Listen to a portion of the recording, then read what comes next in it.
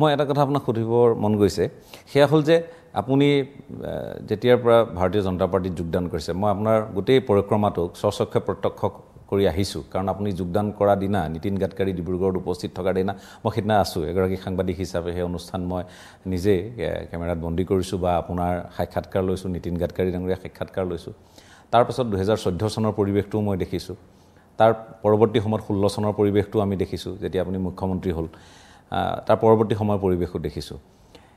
আপুনি এই গোটেই পৰিক্ৰমাটোত যিটো সময়ত মোদীৰ জয় জয় মই এটা সময়ত মোদীময় গোটেই পৰিৱেশটো সেই পৰিৱেশটো যদিও বা এইবাৰ আপোনালোকে চৰকাৰ গঠন কৰিছে এইবাৰ বহুতে কৈছে যে পূৰ্বৰ সেই গৰিমা সেই গ্লেমাৰ সেই মানুহৰ মনত সাঁচ বহুৱাব পৰা মোদীৰ মুখখন তেনেধৰণে এইবাৰ প্ৰতিফলিত হোৱা নাই আপোনালোকে কেনেধৰণে কথাখিনি বিশ্লেষণ কৰে এই নিৰ্বাচনত যিহেতু আপোনালোকে 400 পাৰৰ এটা আপোনালোকৰ সমীকৰণ আছিল ৰাজনৈতিক কৌশল আছিল অংক আছিল বা এটা বাগধাৰা আছিল সেইটো যে এবাৰ তেনেধৰণে প্ৰতিফলিত নহল তাৰ আঁৰত কি বুলি ভাবে আমাৰ এবাৰো আমি গভৰ্ণমেণ্ট যেহেতুকে গঠন কৰিছোঁ আৰু জনসাধাৰণে যিটো জনমত দিছে হয়নে গতিকে জনমত নিশ্চিতভাৱে আমাৰ পক্ষত নহ'লে গভৰ্ণমেণ্ট নহ'ল হয় কাৰণ এনডিএৰ সকলো এলাইছৰ আমাক আজি চৰকাৰ কমফৰ্টেবলি গঠন কৰাৰ সংখ্যাটো দিছে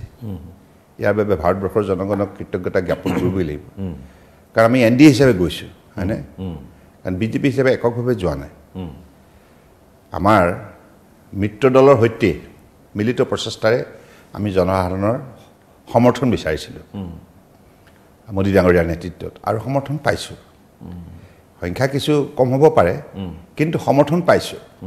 এই কথাটোতো মানে মেণ্ডেট আপোনালোকৰ পক্ষত মেণ্ডেট আমাৰ পক্ষত নিশ্চিতভাৱে নহ'লেতো আমি চৰকাৰ গঠন কৰিব নোৱাৰোঁ গতিকে সেইকাৰণে যি সংখ্যা লাগে সেই সংখ্যা অতিক্ৰম কৰিছোঁ আমি মিত্ৰজোঁটে নহয় এনডি গতিকে মই ভাবোঁ যে মোদী ডাঙৰীয়াৰ সততা নিষ্ঠাৰে দক্ষতাৰে সফলতাৰে তেখেতৰ 10 বছৰীয়া কাৰ্যকাল সম্পূৰ্ণ কৰাৰ বাবে জনসাধাৰণে পুনৰ এইটো সমীকৰণত তেখেতক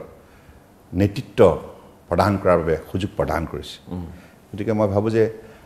মোদী ডাঙৰীয়াই যোৱা 10 বছৰৰ দৰে দক্ষতাৰে এই 5 বছৰ তেখেতে সফলতাৰে সম্পূৰ্ণ কৰিব পাৰিব আৰু যি লক্ষ্যত উপনীত কৰাৰ বাবে তেখেতে ইতিমধ্যে মন বান্ধিছে আৰু ভাৰতবৰ্ষৰ জনতাকো এই ক্ষেত্ৰত প্ৰস্তুত কৰি তুলিছে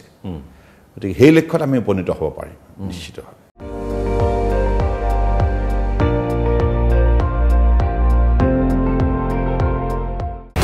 আপুনি চাই আছে ND24 সৰ্বশ্ৰেষ্ঠ নহয় সৰ্বোত্তমৰ দৌৰ